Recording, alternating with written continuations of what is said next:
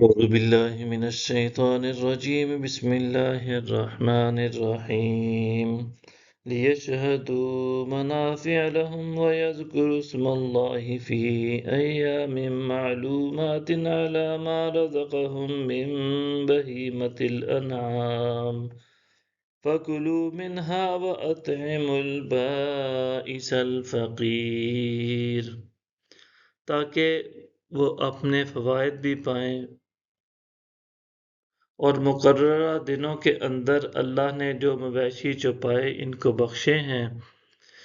ان پر ذبح کے وقت اللہ کے نام کا ذکر بھی کریں، پس تم اس میں سے خود بھی کھاؤ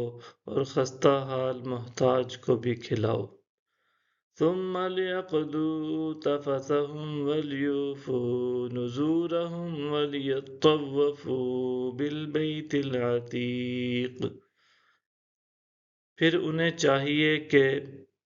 اپنا میل کچیل دور کریں اور اپنی نظریں پوری کریں اور قدیم گھر کا طواف کریں۔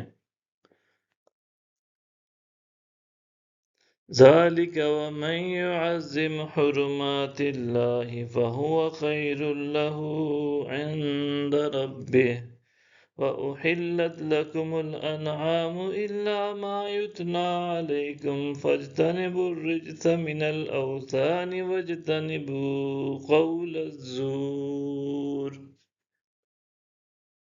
یہی حکم ہے، اور جو شخص اللہ کی بارگاہ سے عزت یافتہ چیزوں کی تعظیم کرتا ہے تو وہ اس کے رب کے ہاں اس کے لیے بہتر ہے۔ اور تمہارے لیے سب مویشی حلال کر دیے گئے ہیں سوائے ان کے جن کی ممانعت تمہیں پڑھ کر سنائی گئی ہے، سو تم بتوں کی پلیدی سے بچا کرو اور جھوٹی بات سے پرہیز کیا کرو۔ حنفاء للہ غیر مشرکین بہ ومن يشرك بالله فكأنما خر من السماء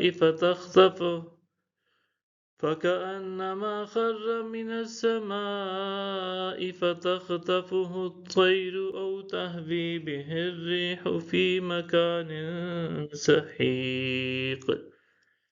صرف اللہ کے ہو کر رہو، اس کے ساتھ کسی کو شریک نہ ٹھہراتے ہوئے، اور جو کوئی اللہ کے ساتھ شرک کرتا ہے تو گویا وہ ایسے ہے جیسے آسمان سے گر پڑے، پھر اس کو پرندے اچک لے جائیں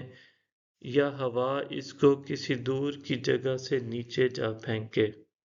صدق اللہ العظیم۔